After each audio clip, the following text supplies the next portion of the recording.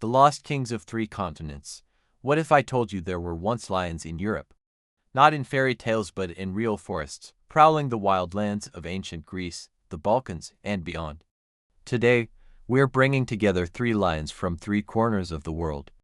The Asian lion, surviving in the dry forests of India. The African lion, the iconic king of the savannah.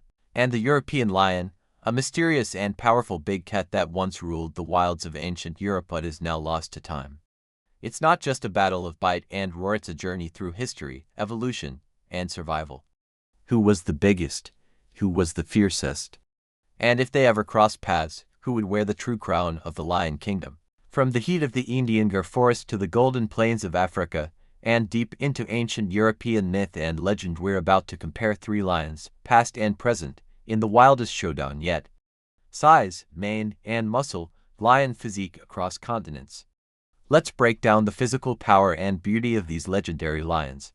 While they all belong to the same species group, their appearances and adaptations tell 3 very different stories. The Asian lion, the lean survivor, also known as the Asiatic lion. This majestic cat is the last remnant of a once vast lion population stretching from the Middle East to India. Today, it only survives in the Gir forest of western India. Males measure around 6.5 to 9 feet long, and weigh 330 to 420 pounds, slightly smaller and leaner than their African cousins. Their manes are less developed, giving them a flattened look around the face, but this helps with heat regulation in India's dry forests. One unique feature, a prominent belly fold, a loose flap of skin along the underside that's rarely seen in African lions. They have a more sparse population, so their territories are smaller and prides are usually less crowded. The European lion, the lost giant of history. The European lion, also known as the Eurasian cave lion or sometimes the Balkan lion, once roamed across southern Europe thousands of years ago. Though extinct, we know about it through ancient fossils, cave art, and historic accounts. Estimated to be larger than modern lions, possibly weighing up to 600 pounds or more. Likely had shorter manes or none at all, which may have resembled the Sumatran or Asiatic lions more than modern Africans. Ancient Greek warriors spoke of these lions in battle legends, and they were possibly encountered by early humans across Europe. A predator built for rugged forests and icy steppes, it may have hunted wild horses, deer, and even small mammoths. This lion was a beast of prehistory, fierce, muscular, and cold-adapted. The African lion, the iconic king. When people think of lions, they think African lion, and for good reason. Found in sub-Saharan Africa, this is the largest and most famous lion subspecies. Males average 9 to 10 feet long, weighing 420 to 570 pounds, with some giants exceeding 600 pounds. They wear majestic, thick manes ranging from golden to dark brown that signal strength and health to both rivals and mates. African lions live in large, cooperative prides, unlike Asian lions, often working together to hunt prey like buffalo and wildebeest. Built for the open savanna, they're powerful runners and team hunters, combining size with strategy. 3 lions, 3 continents, 3 completely different blueprints of evolution and survival. Hunting habits, pride, power, and the lone kings. Let's step beyond muscle and mane, because in the wild, it's not just about looks. It's about how you hunt, how you live, and how you rule. These lions may share a bloodline, but their lifestyles couldn't be more different. The Asian lion, the quiet king, living in the dry deciduous forests of India. The Asiatic lion is more of a loner than a team player. Unlike its African cousins, it forms small, tight-knit prides, often consisting of a few females and just one male. Sometimes, males live completely alone, hunting style, stealth and patience. Asiatic lions often hunt smaller prey, like deer or antelope, and rely on ambush over team coordination. Social life, less roaring, more lurking. These lions don't vocalize as much and prefer quiet dominance. Survival trick: in India's thick forest, subtlety matters more than speed or brute force. It's like the ninja of the lion world: precise, quiet, and calculating. The European lion, the ancient predator. Though extinct, the European lion wasn't just a myth, it was a real predator with a role in human history. What we know, it likely hunted alone or in small groups, targeting large Ice Age herbivores like wild horses, deer, and even baby mammoths. Based on cave paintings and fossil wear, it probably stalked prey through dense woodlands and frozen grasslands, using its sheer size and strength to overpower prey. Social clues: unlike African lions, this species may have behaved more like modern tigers, solitary and territorial. Think of it as the prehistoric tank, built to roam with mammoths and early humans watching from nearby caves. The African lion, the team captain. Here comes the classic lion behavior we all know: big prides, big hunts, and big drama. Social life: African lions live in large social groups, often 10 to 15 members or more. It's one of the most social big cats on earth. Hunting style: cooperative hunting. Lionesses work as a team to take down large prey: buffalo, zebra, even giraffes.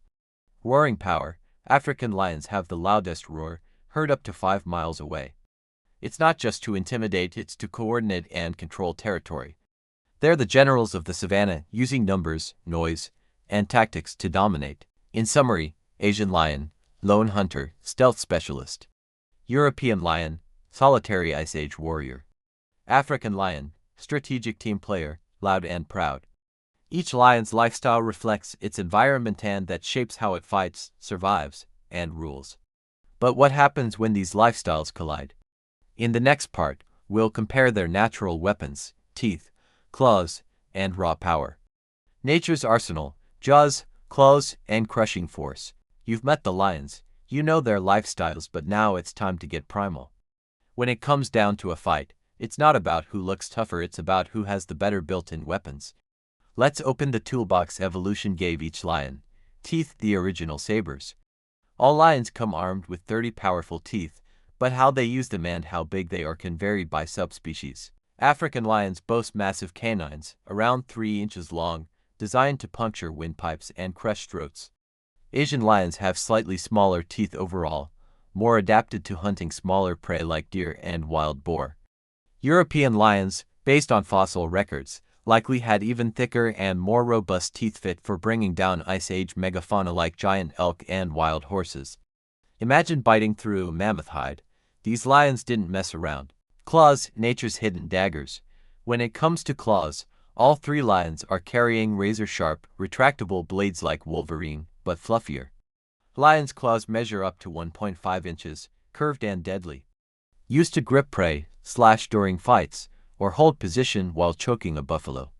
And unlike dogs, they can pull them in, keeping them razor-sharp like a well-sheathed katana. Bite force: the jawbreaker scorecard. Here's where the numbers get serious. African lion, approximately 650 psi pounds per square inch. Asian lion, slightly less, but still around 606.50 psi. European lion, possibly stronger, estimated up to 700 plus psi based on jaw fossils and bone structure. To compare, a human bite is around 160 psi. That means even the weakest lion has a bite 4 times stronger than yours, enough to crack bones, crush necks, and snap tendons like twigs. Body armor: who's built to take a hit. African lions have thick manes, which not only impress lionesses but also help protect the neck during fights with rivals. Asian lions have sparser manes, which give them less protection but better agility in tight forest areas. European lions, based on cave art, likely had very minimal manes, suggesting they relied more on size and raw durability than flashy protection. So while the African lion looks like a king with armor, the others may have played the assassin card: less fur, more fury. Who's got the edge? Bite power: European lion. Claw work: all equal deadly precision. Mane protection: African lion. Overall brutality: European lion. Ice age muscles don't lie. Battle royale: what if these lions faced off? Alright, now let's imagine the impossible. A magical wildlife arena where time bends, continents shrink, and 3 lions from 3 different worlds come face to face. In one corner, we've got the Asian lion, sleek, tactical, and forest savvy. In another, the African lion, big, bold, and built like a tank with a royal mane. And in the center, the ghost of a legend, the massive and mysterious European lion, reborn for one last battle. So what would happen if these big cats clashed? The setting: let's place them in neutral ground. Think of a rugged grassland bordered by forest patches and rocky outcrops. It's not too cold for the African lion, Not too hot for the European one, and just wild enough for the Asian lion to do some sneaky maneuvering. Round 1, Strength versus Strategy. The African lion charges in powerful and confident. His massive mane adds protection, and he's not afraid of a frontal brawl. But the Asian lion knows better. He keeps his distance, looking for an opening, using cover, circling. He's used to hunting alone in tricky terrain. Then comes the European lion and everything changes. Bigger than both, built for prehistoric battles, this Ice Age relic doesn't waste time. One swipe from his paw could knock down a smaller opponent. His bones are thicker, his bite more crushing. Tactics come into play. The Asian lion may try to outmaneuver the others, targeting weak spots and dodging direct hits. His survival depends on precision. The African lion would use his pride-trained aggression head-on combat, intimidation, and raw endurance. But the European lion, he's the brute force juggernaut. Think of him as the gladiator from the past, raised in an age of mammoths and monsters. He's not used to teamwork. He's used to domination. The outcome? If it's a brawl of pure strength, the European lion likely dominates. He's simply too big and too powerful. But if the battle drags out and becomes a test of stamina, speed, and intelligence, the Asian lion might surprise everyone. The African lion, though, sits in the middle, strong, smart, and versatile. If he plays it right, he could outlast the others through grit and adaptability. Final verdict: quick kill, European lion. Tactical upset, Asian lion. Balanced winner over time, African lion. But hey, this is nature's fantasy league. In reality, these lions would never meet, and each one is a king in his own kingdom. The final roar, kings in their own right. So, who's the true king of lions? Is it the Asian lion, the quiet survivor of ancient empires, holding his ground in the shrinking forests of India? Smaller, stealthier, but every bit as regal, a living symbol of resilience. He may not roar the loudest, but he's still standing when so many others have vanished. Or maybe it's the African lion, the poster child of strength and royalty. Bold mane, thunderous roar, proud ruler of the savannah. He's the lion we all imagine when we say the word king. He leads the biggest prides, takes down the biggest prey, and wears his crown in full sunlight. And then, there's the European lion, a ghost of the past, a memory written in stone and legend. Once roaming the same lands as gladiators and philosophers, this lion was built for Ice Age glory. The fact that we still speak his name thousands of years after he vanished says everything. What does it mean to be a king? Being a king isn't always about being the biggest or biting the hardest. It's about adaptability, legacy, and the mark you leave behind. And each of these lions, in their own realm, did just that. The Asian lion fought extinction and survived. The African lion still reigns over vast wildlands. The European lion lives on in our stories, myths, and bones. In the end, there's no single crown.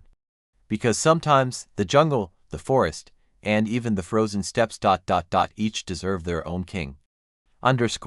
If you love this wild lion showdown, don't forget to subscribe for more epic animal battles and untold wildlife stories. Drop a comment, which lion is your king?